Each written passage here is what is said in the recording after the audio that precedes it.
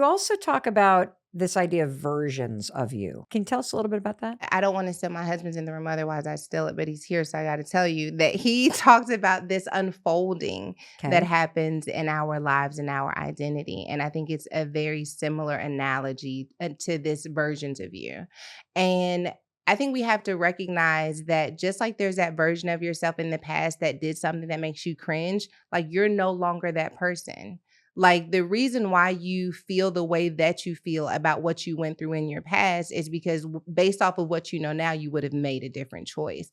And so that's one version of you. And now you're in this version of you. But also, there are other versions of you waiting to be unfolded. Mm. And you just could have never told me when I was writing that blog that I would also be good at communicating. Like, I don't consider myself a good public speaker. Still?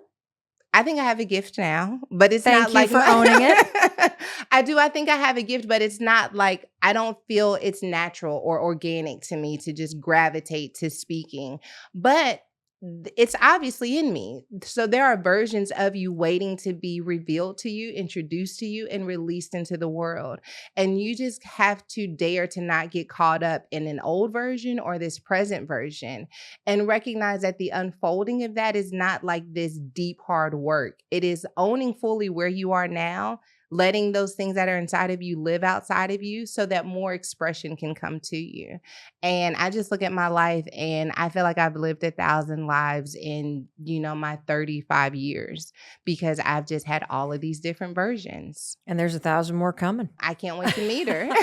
But first, we need a nap. Yes, we must rest first. That's how the unfolding happens. I think when you hear the word power, right, Yeah.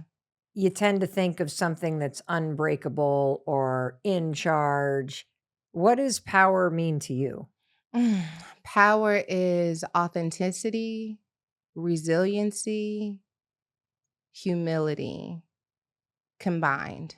Mm. It is a combination. If there were like a nutritional fact that breaks down what power is, it is 100% authenticity, 100% resiliency, and 100% humility. And I think many times we think power is just about that resiliency side, and I Mm. get back up and I don't get knocked down, and that's what makes me powerful. But humility is owning what we do wrong. It's learning our lessons. It's taking ownership of the way that our resiliency can have negative impacts on our friendships and family. Authenticity is recognizing that sometimes I am the beast that's on stage and I'm like tearing things up.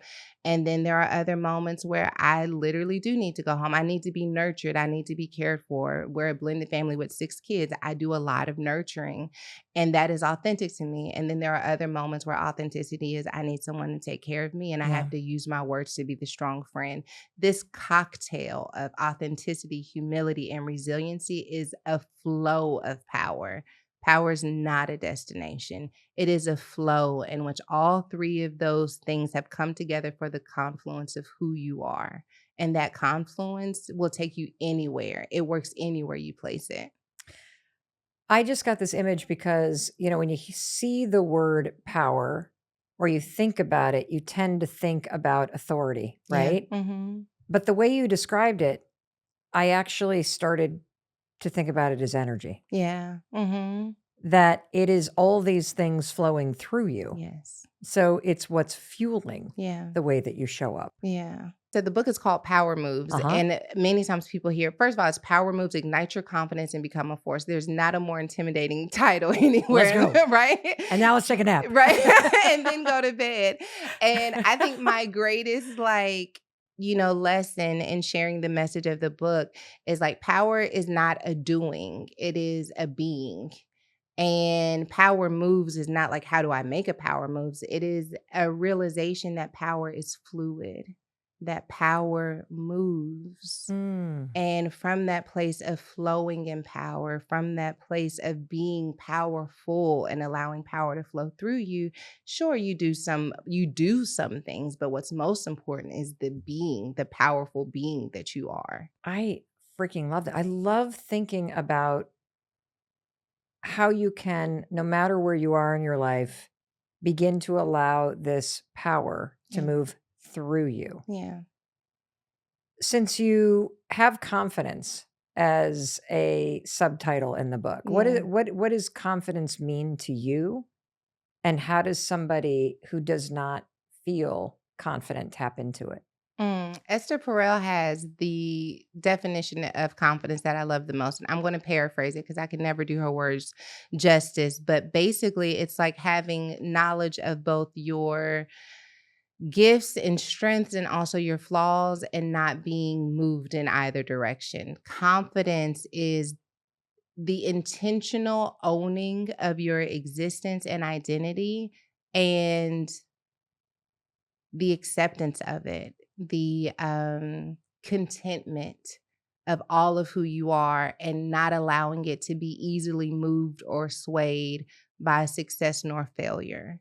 And having the courage to be okay with that, like to not just okay, like I settled for okay, but like to really embrace that.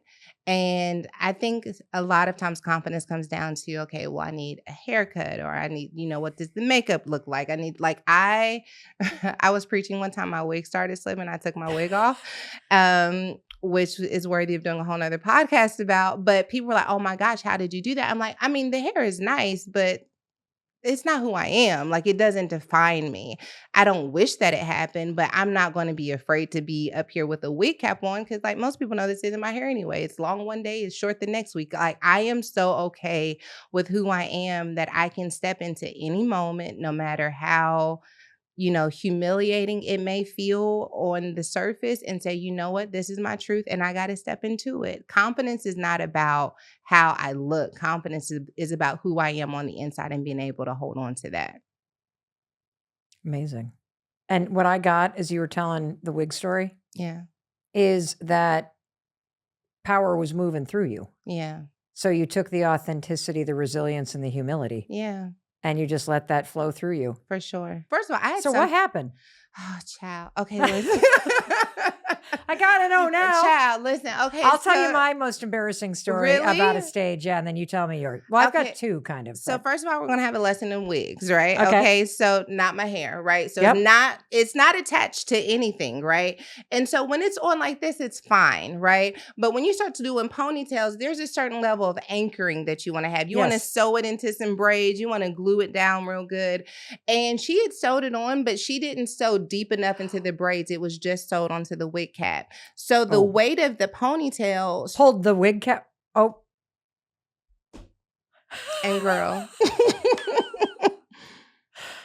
I don't sit through an hour and a half of hair and makeup for my wig to come off. So, I'm sitting there and someone's like, this is Black church, right? So we're talking to one another. They're clapping. Like, I've gone to some spaces. It's pretty quiet. People are just receiving, we're having a conversation. It's not uncommon for people to be like waving their hands and stuff in the air. But then I saw this one, she was pulling. Trying to signal to you?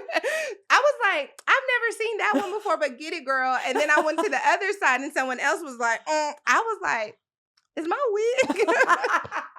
Because I'm sweating, I'm hot, and the glue and the wig. And so it starts sweating. And I said, listen, I did math real fast. I'm like, the weight of this ponytail, like I could yank it, but it's going to fall back again because it's not secured to anything. Yeah. And so I was in the middle of my message. I'm not going to stop preaching to go run off stage because my wig is falling off. And so I took it off. And then I'm sitting there with the wig cap and I was like, this is actually happening. On any given Sunday, there's like 50,000 people streaming online. And my father wasn't there. My husband was out of town. And now I'm sitting on stage at this traditional church where I was pregnant as a teenager. Now I'm like this grown up who's like overcome with a wig cap on. I take the wig off, I throw it to my sister, and I go back to preaching.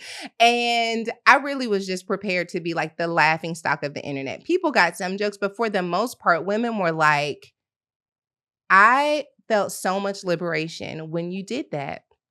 It felt like you can just show up in any given moment with the truth of who you are, and it'll be okay. Like, I felt confidence. I felt like, I don't know, it helped a lot of people. Like, I spent weeks studying for this message, and me taking my wig off was like the most powerful moment of the whole sermon because it gave people permission to be authentic, whatever that authenticity looked like, and to stand flat footed in it. So, yeah, I took it off. Well, the message is always bigger than the mess. Always. And it taught me a valuable lesson. So on the back end, we had just recently relocated to Dallas. My husband and I, we were living in Los Angeles. Mhm. And while we were in LA, my husband has this incredible community. It's vibrant. It's the kind of place where a girl who got pregnant at 13, had her baby at 14 could go and be like, girl, please, we got you. We love you. Show us what you know about God. And that's where I got a lot of my confidence as a speaker and as someone who preaches. And so when we went back to Dallas to kind of help my father in leadership, I'm like, I don't know if who I was there works here, right? So Mm. now I'm questioning, does power move? Does that same power that exists here, will it flow into where I am now? And so internally, I'm dealing with these insecurities, this uncertainty. That Sunday, when I took my wig off, it really was a message for me from God that, like, the most authentic version of who you are has been anointed to help from Dallas, from this church, from this platform. If you will just be who you are, I will take care of the rest. And this moment that would have been something that most people laugh at became this thing that helped so many people feel comfortable in their own skin, to own who they were. I looked at, there was this lady, she had thrown her wig off and it was on stage. I'm like, now mine was slipping. That's why I took mine off. Why is yours on the altar? But she's like, solidarity, tired of pretending to have it all together. It's like this moment where people are like, this is who I am, accept it. And so it really was a blessing in disguise. It really was. I feel this energy Mm, and this truth that comes through you. Like, it just gets me so choked up to be in the presence of somebody that has such a gift. mm. I'm curious to hear your thoughts on what you believe most of us need to hear and be reminded of. Most people underestimate how necessary their existence is in the world.